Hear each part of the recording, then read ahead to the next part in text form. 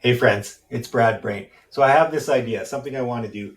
The funny thing is I'm not totally sure how I want to do it yet, but I'm super busy right now and I don't have time to wait until I fully understand the eventual outcome to start the process. Here's where this is all coming from. I'm not trying to throw anybody under the bus here. Everybody in this conversation has good intentions. And I sure hope my kid doesn't get a bad mark in school from this video. But financial literacy. Okay, my boy, he's got a financial literacy unit in class, and that's great. I mean, uh, I'll be blunt. Financial literacy in Canada, it's kind of abysmal. There's some really smart people, and there's people who do good things, and there's everybody else. And the problem is, here's the thing. I had a conversation last week with a guy, and he starts the sentence by saying, "Listen, this is probably just my crazy conspiracy loving brother-in-law, but." And I'm going, "No, dude, there's no but. It is your crazy conspiracy loving brother-in-law. The like the stuff that's out there is nuts right now, right?" So I'm really happy that the idea of financial literacy is being talked about. And over my career, I've had so many people say, "Why don't they teach this stuff in schools?" So there's an appetite for it. But here's the problem: if we were to look at, and again, I'm not trying to throw anybody under the bus. There's lots of people with good intentions here. But if we were to look at a survey of Canadian teachers, they are going to know lots of stuff. They're going to know, I don't know. I'm not a teacher, so I don't know what they know. They know, theories of teaching, and I don't know. Who knows, like how to relate to a 13-year-old. Maybe that's a lesson I need myself. How to relate to teenagers, having two of my own. But what they don't necessarily know is financial literacy. And if teachers aren't financial professionals, you can trust me on this. I have teachers as clients. Some of them are smart. Oh, they're all smart. Some of them know about money. A lot of them don't. So why would we ask people who don't know about a topic to teach it?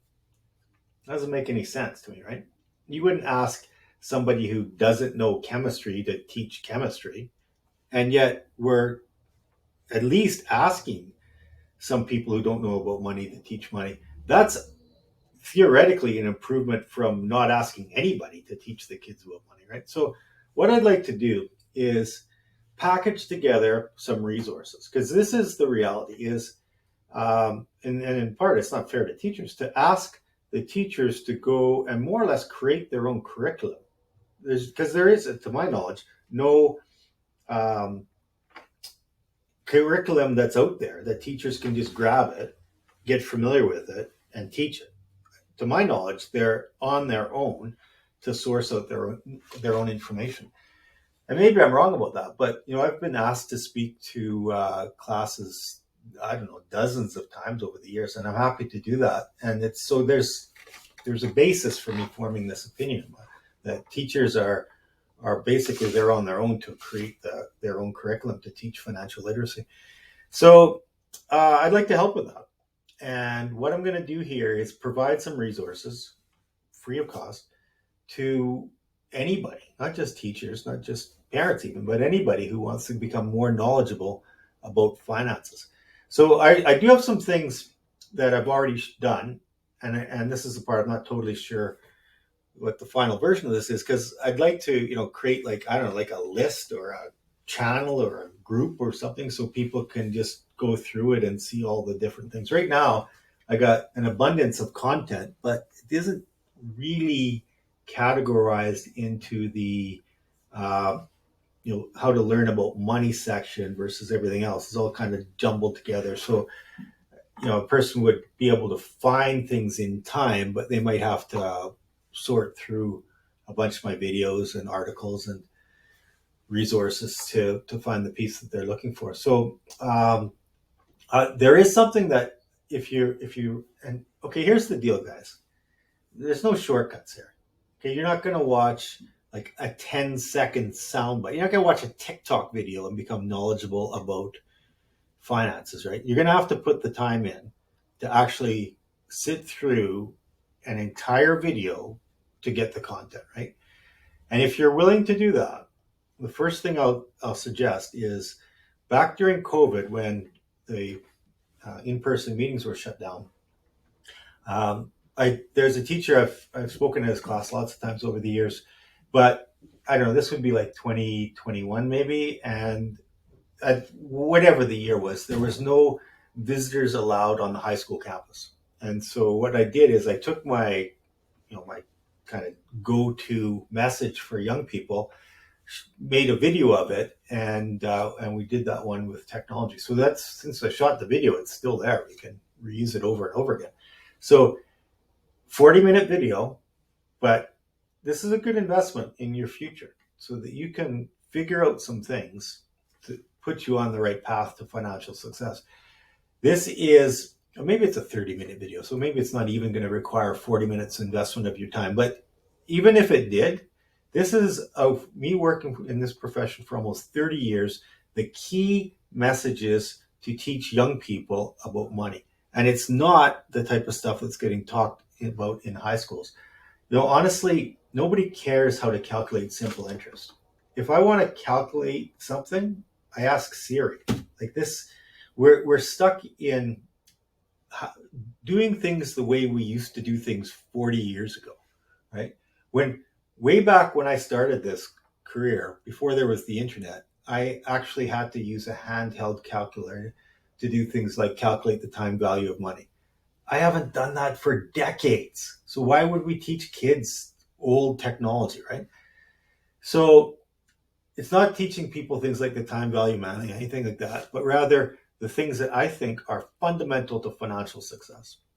So, and that's, I think, what the thing's called, actually, Fundamentals of Financial Success. There's that one. I think I got some stuff out there already on dollar cost averaging. All these types of things I'd like to package together, make them available so that people can see them easily. And I'll do to start off the series of financial literacy is a book recommendation. Where this came from, I just had a webinar last week with a peer group, and we're talking about resources that are out there, our favorite podcasts, our favorite books. And the one that I chucked out, in part because it's an international audience, and so The Wealthy Barber by David Chilton, a very well-known Canadian book, but maybe not so well-known to our American friends. I think this is probably the best book that's ever been written to start people off. Now, there's a couple of caveats about that. This is for starting people off. So it's not really like if you've already achieved a bunch of wealth, then this is, especially in the section on insurance planning, it's not really for you. But this is for the people who are starting their journey to accumulate wealth. And so that's the exact nature of the content I want to put out there, is for financial literacy stuff, people who are trying to figure out the right way forward, right? There's another thing I'll mention. This book was written quite a while ago. I think the first version was in the 80s. Maybe Chilton's updated it since then. I don't know. But why that's relevant is this is going to be before tax-free savings accounts, and in a different interest rate environment too, right? So I think there's some stuff in here that's maybe less applicable, but there's also, and this is important, some timeless wisdom. Things like paying yourself first, taking advantage of tax sheltered plans, how to look at insurance and debt and owning a house, and all the types of things that people are confronted with as they become adults and are looking to get on top of their money so they can do the things that are very important with them. So Wealthy Barber by David Chilton, great first book to read on personal finance. And stay tuned. I'll get some more resources available for you. All the best. Take care. Bye-bye.